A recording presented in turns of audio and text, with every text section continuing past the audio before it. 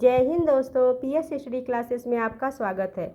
Friends, हम आज आप लोग को हिंदी पढ़ाने चल रहे हैं। हिंदी ये सभी कम्पिटिटिव एग्जाम के लिए इम्पॉर्टेंट है फ्रेंड, और जो लोग यूपी टेट का एग्ज़ाम दे रहे हैं उसके लिए मोस्ट इम्पॉर्टेंट है। तो इसमें पुलिस और दरोगा यानी एसआई का भी पेपर चल रहा है, तो ये लोग अब देख सकते हैं। अब देखिए फ्रेंड्स, पहले स्टार्ट करते हैं। हिंदी में एक हमारी इम्पॉर्टेंट टॉपिक है जिसे वर्णमाला कहते हैं, वो स्टार्ट करते हैं। अब पहले देखेंगे वर्ड होता क्या, एक एक वर्ड क्या होता है। देखिए, वर्ण, ध्वनि, अक्षर या स्वनिम क्या होता है। देखिए, भाषा की वह लघुतम इकाई जिसका पुनः खंड न किया जा सके, यानी जिसको तोड़ा न जा सके, उसे वर्ण, अक्षर, ध्वनि या स्वनिम कहते हैं। ये सब एक ही है, दिमाग में रखिएगा। अब वर्णमाला क्या है, तो वर्ड हो गया। वर्णमाला क्या है, इन्हीं वर्डों को अगर एक व्यवस्थित समूह को वर्णमाला कहते हैं, यानी वर्डों के व्यवस्थित समूह को क्या कहते हैं, वर्णमाला कहते हैं। क्वेश्चन पूछा जाता है।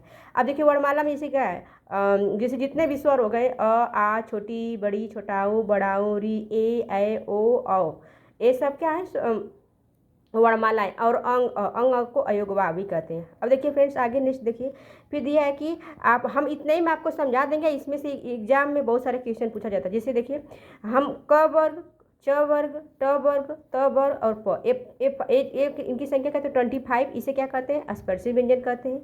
अब देखिए फ्रेंड्स, यहाँ पे य, र, ल, व, इसे क्या कहते हैं, अंत अस्त व्यंजन कहते हैं। इनकी संख्या क्या होती है, 4 होती है। तीनों स और ह को क्या कहते हैं, उष्म व्यंजन कहते हैं। इनकी संख्या क्या होती है, 4 होती है।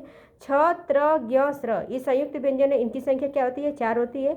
और क्या होता है, ड और ढ क्या होता है, ये निर्मित व्यंजन होते हैं। तो इतना आपको एग्जाम में पूछा था अंत अस्तम व्यंजन क्या है, तो आपको पहले लिखने ढंग आना चाहिए। क ख कैसे लिखते हैं, पहले यहाँ 5, यहाँ तक, यहाँ से क से प वर्ग तक आप जो होते हैं, आप 5 अक्षर लेंगे, 1 2 3 4 5, ऐसे मतलब यहाँ तक करेंगे। इसको स्पर्शी व्यंजन कहते हैं, यानी इनकी संख्या 25 होती है। इतना पता होना चाहिए। आप देखिए, यहाँ पे हम सबको लिख देंगे, य, र, ल, व, अंत अस्त व्यंजन पूछा जाता है। तीनों स और ह को उष्म व्यंजन कहते हैं। छ, त्र, ज्ञ, स्र को संयुक्त व्यंजन कहते हैं। और ड और ढ को यहाँ पे निर्मित व्यंजन कहते हैं। फ्रेंड्स, इसको इसलिए बता रहे हैं ना कि हम इसको फिर आगे डिटेल में बताएंगे, लेकिन अभी इसको देखते रहिए। आगे देखिए, फिर क्या स्वर क्या होता है।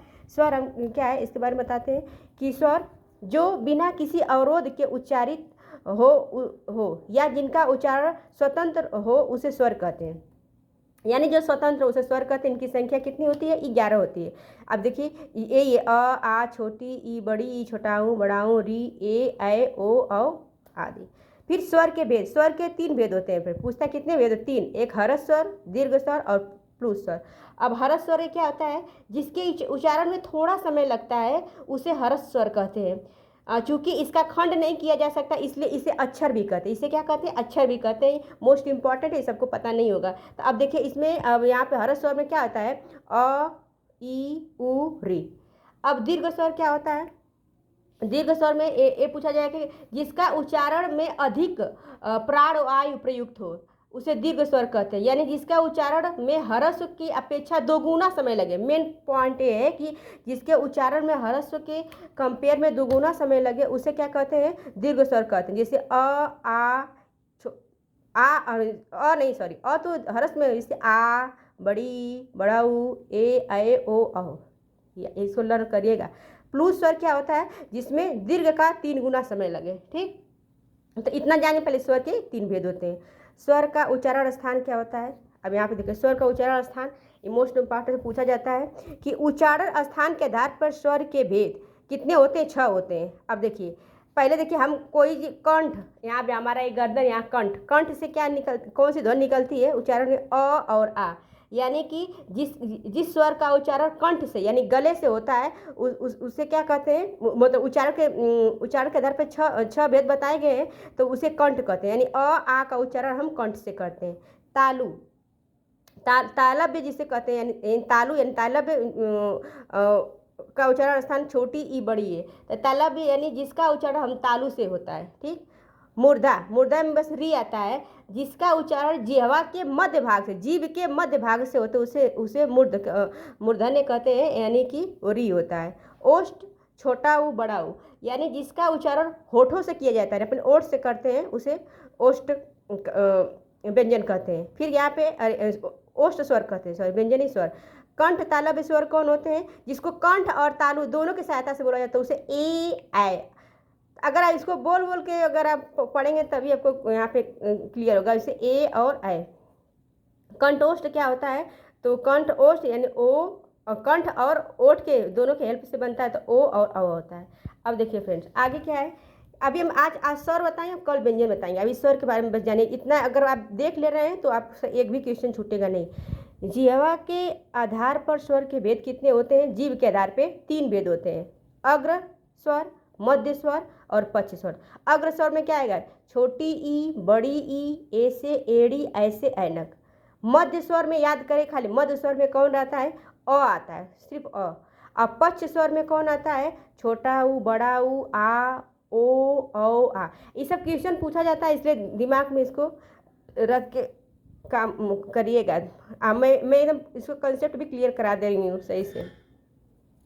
उच्चारण प्रयत्न के आधार पर स्वर के भेद, इसके आधार पर 4 भेद होते हैं। अब देखिए पहला क्या है, अब करेक्ट उच्चारण प्रयत्न के आधार पर स्वर के कितने भेद होते हैं, 4 होते हैं। ये आप एक क्वेश्चन बार बार एग्जाम में पूछता है। जैसे विवृंत स्वर क्या होते हैं, जिनके उच्चारण के समय मुंह पूरा खुलता है, जैसे आ कहते हैं तो आ कर रहे देखिए पूरा मुंह खुल रहा है, तो उसे क्या कहते हैं, विवृंत स्वर कहते हैं। फिर एक दिया कि अर्ध विवृत स्वर क्या है, जिनके उच्चारण के समय मुंह आधा खुलता है, लगभग आधा खुलता है, तो उसे क्या कहते हैं, यहाँ पे अर्ध विवृत स्वर कहते हैं। जैसे ए और जैसे ऐनक और वहाँ पे औरत, औ से औरत। फिर देखा कि समवृंत स्वर, जिनके उच्चारण में मुंह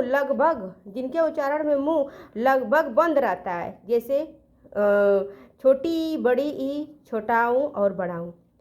अर्ध समवृंत स्वर क्या है, जिनके उच्चारण में मुंह आधा बंद रहता है, लगभग आधा बंद रहता है, जैसे ए से एड़ी और ओ से उखली। तो फ्रेंड देखिए मैं बताने की कोशिश की हूँ, इसको एक बार क्लास को अच्छे से देखिएगा, और फिर मैं दूसरे क्लास में व्यंजन को ला दूंगी, जितना भी इंपॉर्टेंट टॉपिक है। तो ये हमारा वर्णमाला खत्म हो जाएगा। अब फ्रेंड्स मैं यूपी टेट के लिए लगातार हिंदी की क्लास लेके आऊँगी, आप लोग छोटे छोटे टॉपिक में उसको देखिएगा जरूर, और फिर मैं इसका मल्टीपल टाइप क्वेश्चन भी कराऊँगी।